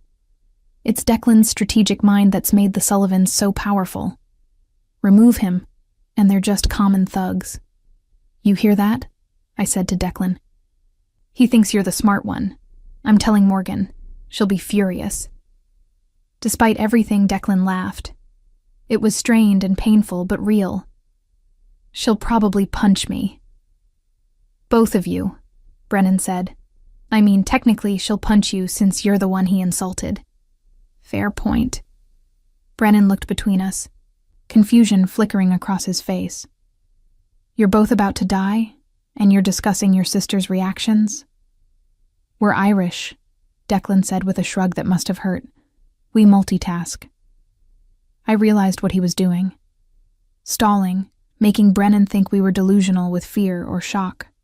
Buying time for help to arrive, so I played along. Speaking of your family, I said to Declan, I never asked, what's the traditional Sullivan Christmas? Because if I'm going to be part of this family, I need to know what I'm getting into. You're not going to be part of anything, Brennan interjected. We're ignoring him, I said to Declan. You were saying? Chaotic. Morgan makes enough food for an army. Liam drinks too much and starts singing. Callum tries to prevent Liam from singing. It usually ends with someone in the pool fully clothed. Sounds perfect. You would have loved it. His voice softened. I was going to take you this year. Introduce you properly. Make it official. You still can. We're not dead yet. Not yet, Brennan agreed. But soon. And that's when I heard it. The soft sound of movement outside the warehouse. The almost imperceptible crunch of gravel under careful feet. Declan heard it too. His eyes flicked to mine, a warning and a promise. When this starts, he said quietly, you get down and you don't move until I tell you. Understand? But, understand? I nodded, reading the desperation in his eyes. He needed me safe more than he needed my help. The explosion, when it came, was deafening. The warehouse's main door blew inward in a shower of sparks and metal. Smoke flooded the space and chaos erupted. Brennan's men scattered, weapons drawn, firing blindly into the smoke.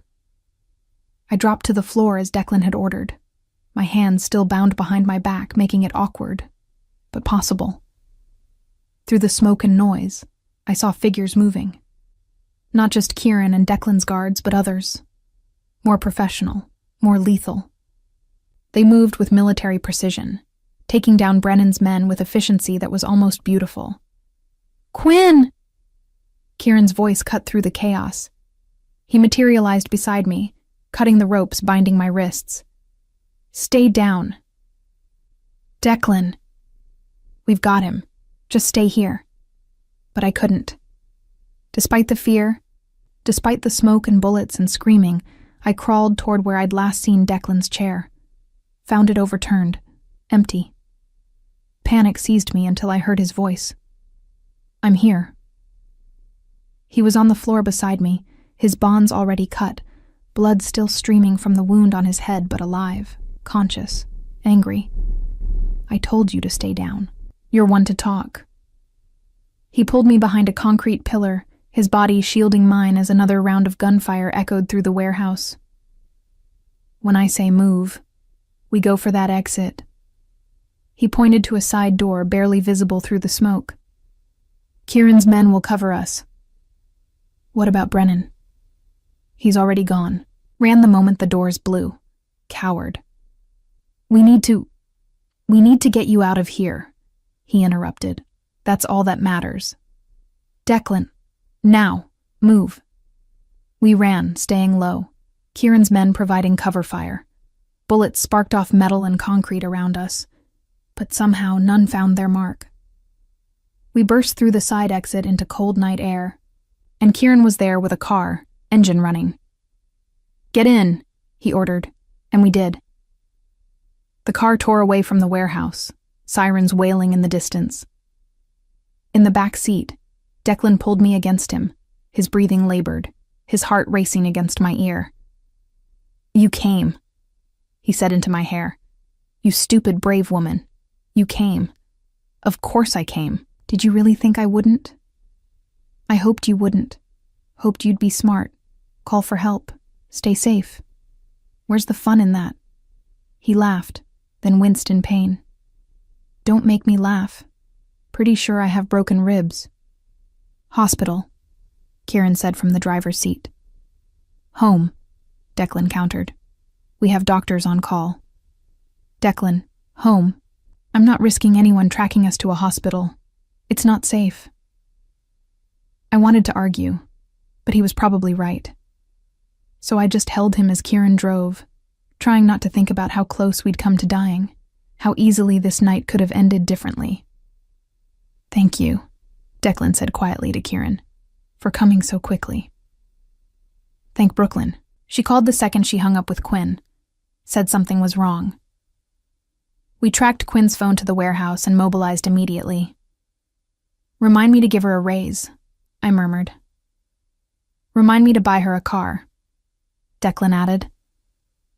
We made it back to the estate, where Morgan met us at the door with a doctor and an expression that mixed fury and relief. "You're both idiots," she declared, "and we're tripling security again. No arguments." "Yes, ma'am," I said meekly. She softened slightly. "I'm glad you're okay. Both of you." The doctor examined us, declared Declan had 2 broken ribs and a mild concussion, and ordered bed rest that we all knew he wouldn't follow. When everyone finally left us alone in his room, the full weight of what had happened crashed over me. "We could have died," I whispered. "But we didn't. Because of luck. Because Brooklyn is smart and Kieran moved fast. But Declan, this is what our life will be like. Close calls and violence and constantly looking over our shoulders." He pulled me down beside him on the bed, gentle despite his injuries. "I know. And if that's not what you want, if this scared you enough to walk away, I'll understand. I'll even help you disappear somewhere he can't find you. Brennan? Anyone. I'll make sure you're safe, even if it means never seeing you again." I looked at him, really looked at him, bloody and battered and offering to let me go because he loved me too much to keep me in danger. "You're an idiot," I said. "What?" "An idiot. If you think I'm walking away after tonight, after seeing exactly what you were willing to sacrifice for me." "Quinn? I chose you, Declan. In that warehouse, when Brennan offered me a way out, I chose you. Not because I had to, not because I was trapped, but because I wanted to. Because I love you enough to fight for us." "You shouldn't have to fight. Everyone has to fight for what they love. This is just a more dramatic version." I traced the cut on his temple carefully. "I'm not leaving. Not because I'm afraid to, but because I don't want to. This is where I belong. With you. Even if that means danger and guards and warehouses full of explosions." He closed his eyes, and when he opened them again, they were wet. "I don't deserve you. Too bad, you're stuck with me." "God help us both," he whispered, echoing his words from weeks ago. "God help anyone who tries to come between us," I corrected. And then I kissed him, gentle and fierce, a promise and a claiming all at once. We'd survived the trap. But I knew, with certainty that terrified and exhilarated me in equal measure, that this was just the beginning. Recovery took longer than either of us wanted. Declan chafed under doctor's orders to rest, constantly trying to work from bed until Morgan threatened to confiscate his laptop. I divided my time between the estate and the shop, where Brooklyn had finally stopped giving me concerned looks every 5 minutes. "He could have gotten you killed," she said one afternoon, 3 weeks after the warehouse. We were creating arrangements for a spring wedding, our hands moving automatically through familiar motions. He could have, but he didn't, only because Kieran's response team is apparently special forces level. "I'm not disagreeing with you." She set down her pruning shears with a sharp click. "Then what are you disagreeing with? Because you're still with him, still spending every night at that estate, still surrounded by armed guards. I'm disagreeing with the idea that my life with Declan is worse than my life without him." "How can you say that? Before him you were safe, happy, building a good life." "I was lonely," I corrected quietly. "I was going through the motions. I was safe, yes, but I wasn't alive. Not really." Brooklyn's expression softened with understanding and sorrow. "He's changed you." "I've changed myself. He just gave me a reason to." She pulled me into a hug, sudden and fierce. I'm still terrified for you. That won't change, but I'm trying to understand. That's all I ask. That evening at the estate, I found Declan in his study, ignoring doctor's orders as usual. He'd been on edge all week, barely sleeping, constantly in meetings with Kieran and his brothers. The Brennan situation remained unresolved, with Sean Brennan having disappeared after the warehouse confrontation. You should be resting, I said from the doorway. I'll rest when Brennan is dealt with. And how exactly do you plan to deal with him? He looked up from his laptop, his expression carefully blank. Quinn, don't do that. Don't shut me out now. I crossed to his desk. I've earned the right to know what happens next. A muscle ticked in his jaw. There are things about my business you're better off not knowing. Like when you're planning to murder someone? I wouldn't call it murder. Justice, maybe. Necessary elimination of a threat. Semantics. The point is, you're planning something violent, and you don't want me involved. I don't want you complicit. I'm already complicit. I perched on the edge of his desk. I'm with you. I chose this life. That means I don't get to pretend the ugly parts don't exist just because they're happening off-screen. Declan stood, moving to the window, his shoulders tense. Brennan has to be dealt with. He tried to kill us. More importantly, he made his intentions clear. As long as he's alive, you're a target. My family is a target. So you kill him, and someone else takes his place. His son, his brother, whoever, and the cycle continues. What would you have me do? He turned, frustration evident in every line of his body. Let him try again? Wait for the next warehouse? The next trap? I don't know, I admitted. I'm not saying there's an easy answer. I'm just saying I want to be part of the conversation instead of protected from it. He studied me for a long moment, something shifting in his expression. You're right. You deserve to know what happens next. But Quinn, once you know, you can't unknow it. You'll be party to plans that could get you arrested if they're discovered. I understand. Do you? He moved closer. Because this isn't romantic danger. This is real. Federal crimes.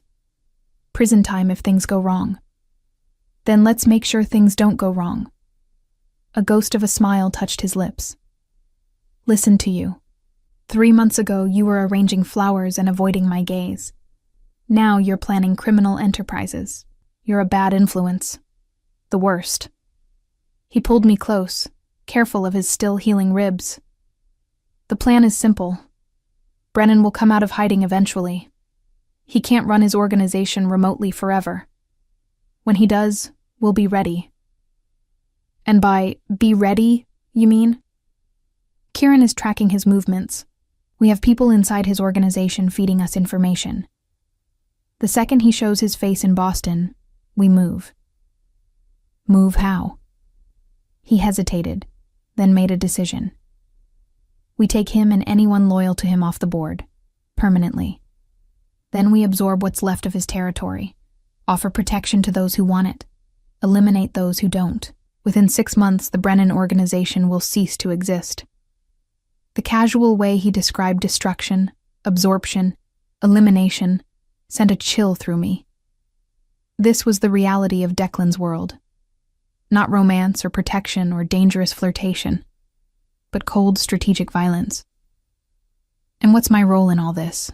I asked. Your role is to stay safe, to live your life, run your business, be the one good thing in all this ugliness. That's not fair to you.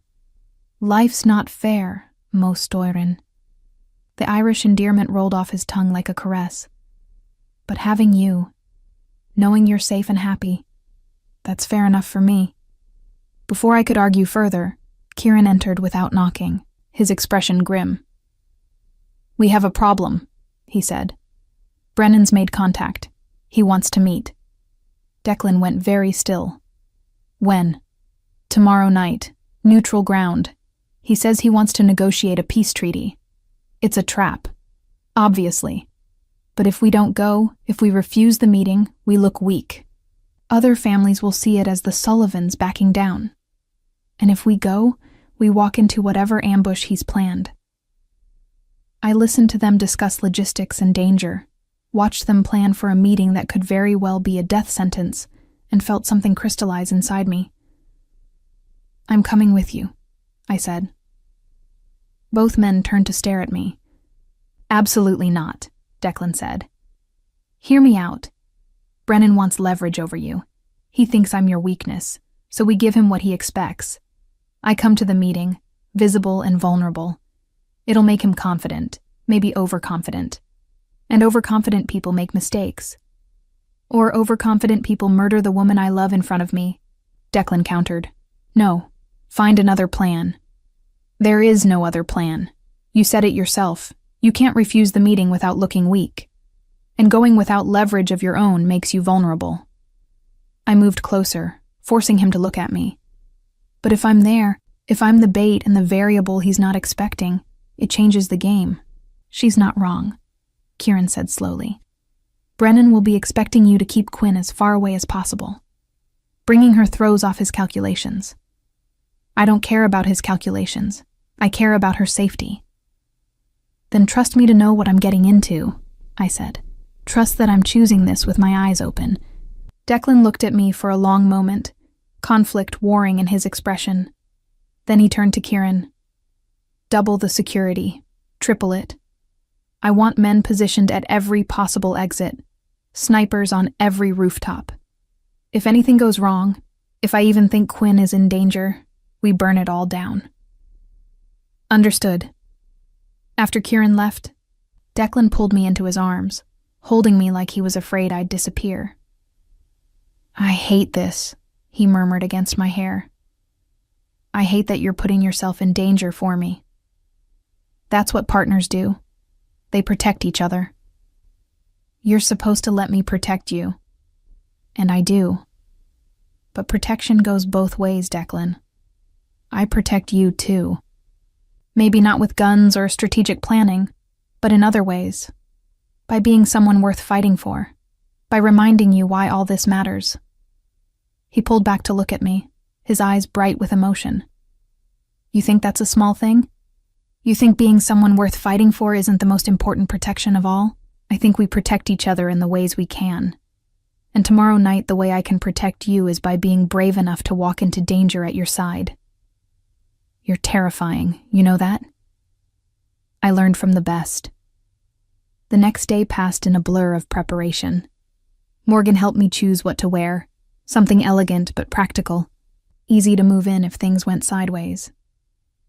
Brooklyn closed the shop and came to the estate, refusing to let me face this alone, even though I insisted she should stay far away. "If you're doing this insane thing," she declared, "I'm going to be here when you get back. Someone needs to yell at you about your life choices." "I love you too." "I know. Just promise me you'll be careful." "I promise." The meeting was set for 8 at a restaurant Brennan owned, neutral ground in theory but his territory in practice. Kieran had already positioned his men throughout the building and surrounding area, a chess game of violence waiting to happen. Declan was quiet as we drove, his hand clasped tightly with mine. "It's not too late," he said for the 10th time. "Say the word and I'll turn this car around. We'll find another way." "No, we do this together." The restaurant was upscale, the kind of place where power players made deals over expensive wine. We were led to a private room in the back, where Brennan waited with 4 of his men. "Sullivan," he greeted with a smile that didn't reach his eyes. "And Miss Hayes. How unexpected. I thought you'd keep her locked away after our last encounter." "She insisted on coming," Declan replied, his tone neutral. Something about not being afraid of cowards who run from fights. Brennan's smile tightened. Brave words from a man who nearly lost everything in that warehouse.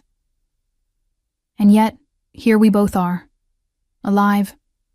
Talking. Maybe it's time we found a better way to resolve our differences. That's what I'm proposing. A peace treaty. You stay out of my territory, I stay out of yours. We divide the city and both profit without the constant warfare. It sounded reasonable, which meant it was probably a lie. "And if I agree?" Declan asked. "Then we have drinks, toast to our new arrangement, and go our separate ways. No more violence, no more vendetta. Clean slate." "And if I refuse?" Brennan's expression hardened. "Then things get messy. For both of us." I watched the exchange, reading body language and micro-expressions the way I'd learned to read Brooklyn's moods. Brennan was lying.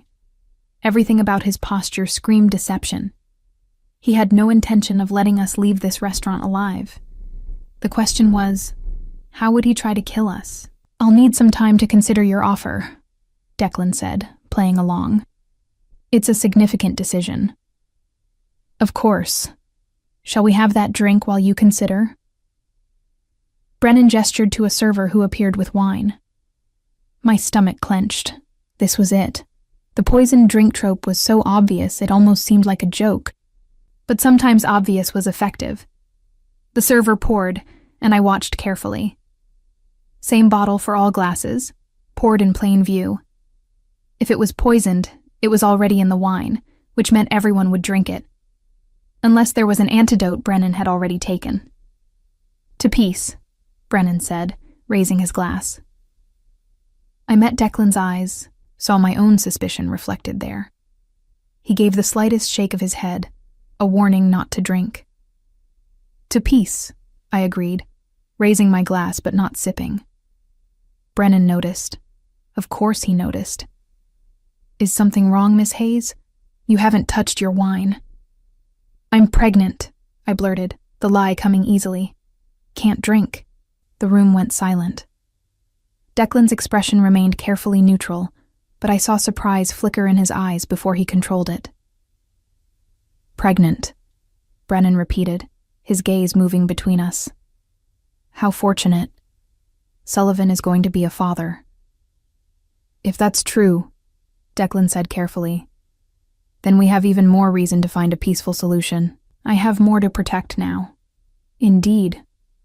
Brennan's smile was predatory. "In that case, a toast seems even more appropriate. Sullivan, surely you'll drink to your future child?" This was the trap. If Declan refused to drink, Brennan would know we suspected poison. If he drank, he'd die. So I made a choice. I took Declan's glass from his hand and threw the wine directly in Brennan's face. Chaos erupted. Brennan's men reached for weapons. Declan shoved me behind him, and the door burst open as Kieran's team stormed in. Gunfire. Shouting. The same nightmare as the warehouse, but in closer quarters. More desperate. I hit the floor as Declan had taught me, covering my head, trying to make myself as small a target as possible. Through the confusion, I saw Brennan wiping wine from his eyes. Saw him reach for the gun at his waist. Saw him aim at Declan's unprotected back. I didn't think. Just moved, launching myself at Brennan's knees in a tackle that would have embarrassed professional football players, but worked through sheer surprise. We went down in a tangle of limbs, his gun skittering across the floor. "Quinn!" Declan's roar was primal as he turned, saw me grappling with Brennan, and moved with lethal speed. He pulled me away, thrust me toward Kieran, and then he was on Brennan. What followed was brutal and efficient. Not a brawl, but an execution, precise and deadly. When it was over, Brennan lay unmoving on the restaurant floor, and Declan stood over him, breathing hard, blood on his hands. "Is he dead?" I asked, my voice surprisingly steady. "Yes." "Good." Declan turned to me, his expression a mix of fury and fear. "You tackled him. You launched yourself at an armed man. He was going to shoot you. So you decided to get yourself killed instead?" "I decided to save your life." I moved closer, ignoring the carnage around us. "That's what partners do, remember?" He pulled me against him, heedless of the blood, the witnesses, the danger still present in the room. "You're insane." "I learned from the best." I repeated my words from yesterday. "I love you," he said fiercely. "And you're never doing anything like that again." I love you too. And I'm absolutely doing it again if the situation calls for it. Quinn, are we really arguing about this while standing over a dead body? He laughed, slightly hysterical. God, you fit into this world better than I ever imagined. Is that a compliment? It's the truth. Kieran cleared his throat. We need to leave. Police will be here soon, and we need to control this narrative. The cleanup took hours. Statements to police who were on Sullivan payroll, strategic leaks to media about self-defense and mob violence, and finally, a quiet drive back to the estate as dawn broke over Boston. In Declan's bedroom, we shed our blood-stained clothes and stood in the shower together, washing away the evidence of violence. I'm sorry, he said quietly, his forehead resting against mine under the hot spray. I'm sorry you had to see that. Had to do that. I'm not. This is what our life will be like, right? Danger and violence and impossible choices? If you stay with me, yes, it'll always be like this. Then I'm not sorry, because I'd rather have a dangerous life with you than a safe life without you. He kissed me then, desperate and claiming. Two people who'd survived the unsurvivable and come out the other side still standing. Later, wrapped in clean sheets with early morning light filtering through the windows, Declan traced patterns on my shoulder. You're not actually pregnant, are you? He asked. That was just quick thinking. Just quick thinking. Pity. I kind of liked the idea. I rose on one elbow to look at him. You want kids? With me? In this world? Someday, when things are more stable, when I can promise them something better than what I had. He cupped my face gently. But yes, with you. A dozen little florists running around creating beauty in the middle of chaos. A dozen seems excessive. I'm an excessive person. I've noticed.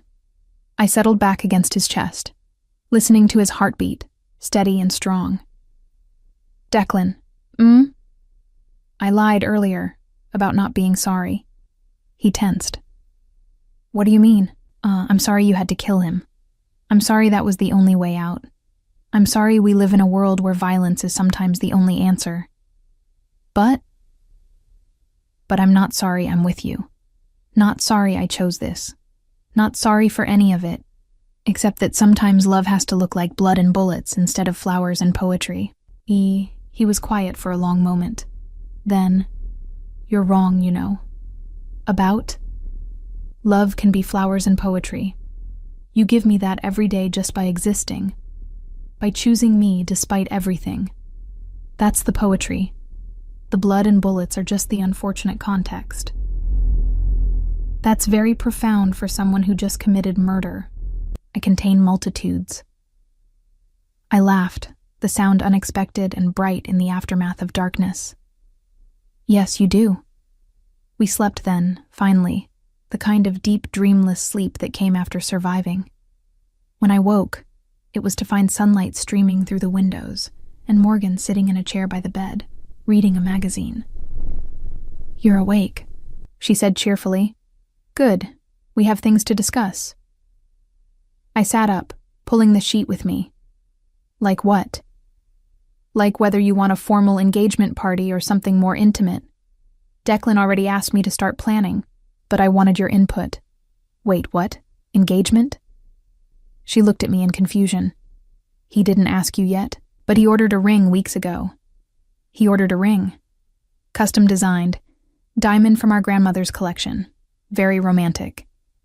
I looked at Declan, who was conveniently pretending to still be asleep. Declan Sullivan, are you fake sleeping right now? He opened one eye. Maybe. You ordered an engagement ring? I ordered an engagement ring, he confirmed, sitting up. Was planning a whole thing. Speech, flowers, maybe a string quartet. Very romantic.